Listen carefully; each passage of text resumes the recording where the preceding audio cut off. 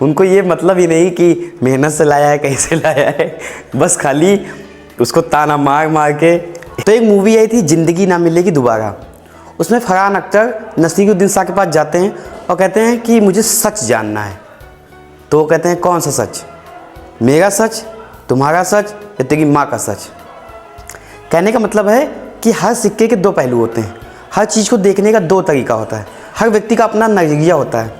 It depends upon person to person. तो मैंने आपको पिछली वीडियो में बताया था कि लाल बहादुर शास्त्री जब प्रधानमंत्री थे तो उस समय बहुत अकाल था, भारत में इतनी भूखमरी थी, इतना पैसा नहीं था कि दोनों टाइम का आदमी खाना खा पाए। तो प्रधानमंत्री ने सभी से आह्वान किया, सभी से निवेदन किया कि एक टाइम खाना खाइए।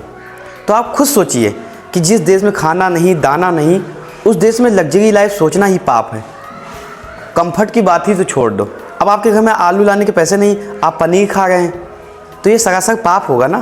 तो पहले के ज़माने में क्या होता था, किसी के यहाँ टीवी आ गया तो पूरा गांव जाता था टीवी देखने, किसी के यहाँ साइकिल आ गई तो लोग जाते थे साइकिल ही देखने। तो आपको एक वास्तविक जीवन से, एक आम उदाहरण से समझाने का प्रयास करता हूँ। तो मान लीजिए गाँव है, वहाँ 100 लोग हैं, सब लोग बेना करते हैं। अब बेने को आपके यहाँ हो सकता है हाथ वाला पंखा कहते हो या कुछ भी कहते हो, आप कमेंट में बताइएगा। तो वहाँ लोग बेना करते हैं या हाथ से पंखा करते हैं। 100 में से 2 व्यक्ति ने मेहनत किया, बाहर गए, तपे, बहुत पापड़ बेले, मेहनत किया, पैसे कमाए, उसके बाद कूलर ले आए। तो गांव वाले क्या कहेंगे, 98 लोग इकट्ठा होंगे, क्या कहेंगे, कहेंगे भैया बहुत मेहनत से लाया है, बहुत पापड़ बेले हैं, बहुत मेहनत किया है, यहाँ नहीं रहा है, एक टाइम खाना खाता था, इसने बहुत झेला है।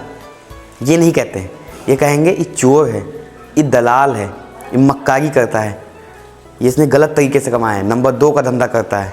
अरे हम जान इतना है कि पैसा कैसे आवा है, अरे हमें पता है कि कितना बाहर पैसा मिलता है, कूलर आ जाएगा, ये बहुत जुगाड़ू है। तो 98 इकट्ठा होंगे, उसके बारे में बुराई करेंगे, चुगली करेंगे, ताना मारेंगे, उसी के बारे में पूरे गांव में बातचीत होगी। और कहीं से वो आ रहा होगा, कोई अच्छा काम करके आ रहा होगा, इन लोगों के लिए मान लो मिठाई भी ला रहा होगा, तो क्या कहेंगे, वाह भैया बाबूजी आया हुआ था, कूलर वाले हैं, जगह दो जगह दो, जब भैया कुर्सी ले आओ, या कुर्सी लिया बाबूजी आए हैं।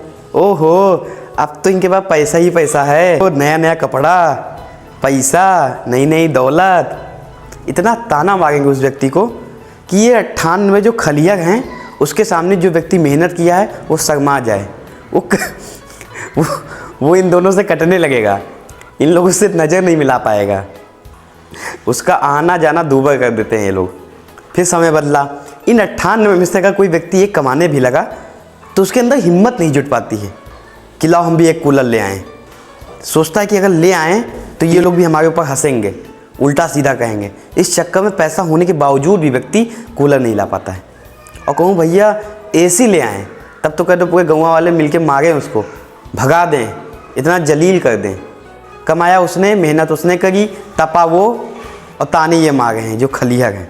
आपको एक्सेप्ट करना पड़ेगा। यही आज भी हो रहा है, ये पहले भी हो रहा है, आज भी हो रहा है। बस कूलर की जगह एसी हो गया है, कूलर की जगह फ्लाइट हो गई है। चीज़ें बदली हैं लेकिन वो मानसिकता भी नहीं बदली है।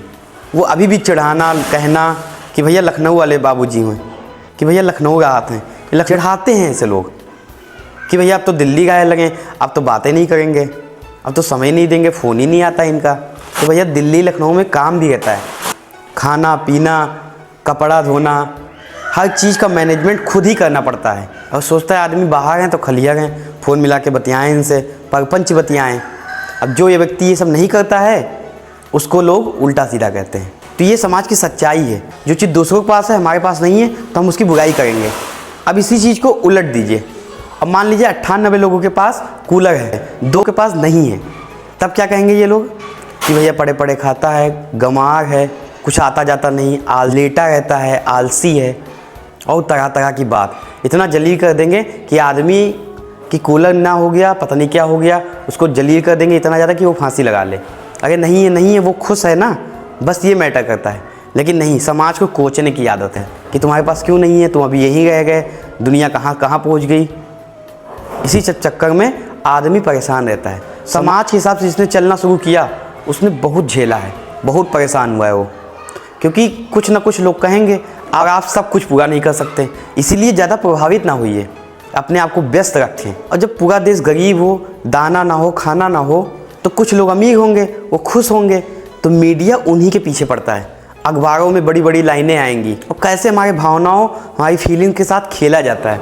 अब आइए उससे जानते हैं। हम लोग मूवी देखते हैं, आप भी देखते होंगे, उसमें क्या दिखाया जाता है कि एक सेठ बहुत बदतमीज़ है, ये जो मुंशी है ये बहुत दलाल है, लाला ने मेरी माँ के कंगन छीन लिए, ठाकुर साहब तो बहुत बदतमीज़ हैं, ठाकुर साहब ने पैसे दिए और पैसे ना लौटाने पर पूरा घर ही उनका गिरा दिया, पूरे सामान उनके हड़प लिए, ठाकुर साहब बेईमानी करते हैं, राणा जी परेशान करते हैं, मुनीम जी ने घर खाली करवा दिया, उनकी माँ को बाल घसीट के ले गए।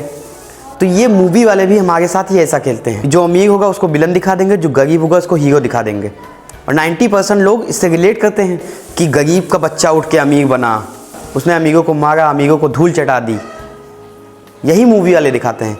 इनकी साइकोलॉजी पे देखिए, ये केवल 2 ही 3 चीज़ में आपको फंसाए रहेंगे। स्टोरी कम होती बॉलीवुड में, वो खाली प्यार, मोहब्बत, सेक्सुअलिटी, लड़ाई झगड़ा। जब आप मूवी देखेंगे, आपके बच्चे देखेंगे, तो क्या देखेंगे, क्या सीखेंगे कि अमीर लोग गरीब का शोषण करते हैं, अमीर होना ही खराब है। तो जब पैदाइश, परवरिश, परिवेश से आपको कहीं सीखने को मिल ही नहीं रहा है, तो आप कैसे अमीर हो पाएंगे? आप खुद ही बताइए। जब कोई एक व्यक्ति, कोई एक इंसान है ही नहीं जो आपको पैसे का सही कॉन्सेप्ट बता पाए, तो कैसे आप कमा पाएंगे? जब दिशा ही नहीं पता है तो कहाँ जाना है ये कैसे पता चलेगा? तो अच्छा, अब आते हैं किताबों पर। साहित्य क्या सिखा रही है? अब मान लीजिए मुंशी प्रेमचंद की आपने किताब उठा ली, उसमें क्या लिखा है कि गरीबों को परेशान किया जा रहा है, ये देखो गरीबों के साथ क्या हो रहा है। किसी छोटे बच्चे की किताब उठा लीजिए तो उसमें क्या लिखा है, लालच बुरी बला है, संतोष ही परम धन है, जो प्राप्त है वही पर्याप्त है, ज़्यादा लालच नहीं करनी चाहिए। तो कुछ किताबें ऐसी हैं जो समाज को यही सब सिखा रही हैं। बॉलीवुड में चले जाओ तो प्यार, मोहब्बत, धोखा, उसके बाद एलिमनी का कॉन्सेप्ट है, कहीं कोई बात ही नहीं कर रहा है रोजगार और पैसे पे। और इन्हीं सब की वजह से आपकी मानसिकता गरीब वाली होती जा रही है। और आप सोचते हैं पैसा नहीं आ रहा है, पैसा कोई रहस्यमयी चीज़ है। तो भैया ये 1947 का ज़माना नहीं है, खाने पीने के लाले थे, यही वो दाल रोटी चल जाए यही बहुत बड़ी बात थी। आज 2025 चल रहा है, आप उसी मानसिकता में हैं तो आप कमा नहीं पाएंगे। तो जब व्यक्ति कमा नहीं पाएगा तो क्या करेगा, वो गलत काम करेगा। किसी का बेईमानी कर लिया, कहीं यहाँ से छीन लिया, कहीं चोरी कर लिया, अपने ही घर का सामान बेच दिया। और इन सब चीज़ों की वजह से कुछ नहीं बदलता। और क्या फैक्टर हैं, और क्या कारण है जिसकी वजह से ये सब होता है? एक तो आप अपना दोस्त नहीं बदलते, अपना परिवेश नहीं बदलते, अपनी किताबें नहीं बदलते, जगह नहीं बदलते, 4-5 को ठेलुआ दोस्त पालने की वजह से उसी में लगे रहते हैं। फालतू के ग्रुपबाजी, सिटियाबाजी, फालतू के चैनल को सब्सक्राइब किए रहते हैं, इंस्टाग्राम पे फालतू समय बिताते हैं। किसके जीवन में क्या चल रहा है उसके जीवन में ज़्यादा इंटरेस्ट रखते हैं, अपने ऊपर काम नहीं करते। दूसरों को नीचा दिखाना, गलत कहना आपकी फितरत बन गई है। अगर आप यही सब करते रहे तो कुएं के मेंढक बन के रह जाएंगे, कुछ नहीं होगा आपका। इसीलिए पूरी दुनिया में 2-3% लोग अमीर हैं, बाकी 98% यही सब कर रही है। उसे अपने से नहीं मतलब है, अपने उत्थान से मतलब है नहीं है। 1991 के बाद इकोनॉमी ने टेक ऑफ किया है और आपने वो मिस कर दिया, आप वहीं के वही रह गए हैं। आइए समझाते हैं, इसका एक ओवरव्यू लेते हैं। पहले किसी किसी घर में साइकिल होती थी, अब सभी घर में साइकिल है। किसी किसी घर में मोटरसाइकिल होती थी, अब सभी के घर में है। पहले किसी के घर में टीवी होता था, मोबाइल होता था, आज सभी के हाथ में मोबाइल है, सभी के घर में टीवी है और बड़ी बड़ी टीवियां हैं। तो जब सभी के पास होगा तो कोई डिफरेंस ही नहीं रह जाएगा, इसीलिए कोई नया सोच नहीं पाता है। तो जो प्राप्त है वही पर्याप्त वाले कॉन्सेप्ट पे अगर आप जिंदा रहे, अपनी मानसिकता नहीं बदली, तो एक भैया एक बड़ा सा पेज ले आना, उसमें लाल पेन से लिख देना कि 2025 में हम भिखमंगे हैं, हम गरीब हैं, और 2050 में भी हम भिखमंगे और गरीब रहेंगे, क्योंकि आपने मानसिकता ही नहीं बदली। सच बताऊं, अगर सोच नहीं बदली तो नंगे भूखे भिखमंगे के साथ साथ आप अमीरों की श्रेणी में सबसे नीचे से टॉप पर होंगे। तो किसी चीज को पाने के लिए पहले मानसिकता, माइंडसेट की जरूरत होती है। इसीलिए मैं कुछ नया देने का प्रयास कर रहा हूँ, ताकि आप अपनी सोच बदलिए पहले, उस बाकी सब बाई प्रोडक्ट धीरे धीरे आता रहेगा। आपको कोई बताता नहीं कि ये इसको इस तरह भी सोचा जा सकता है।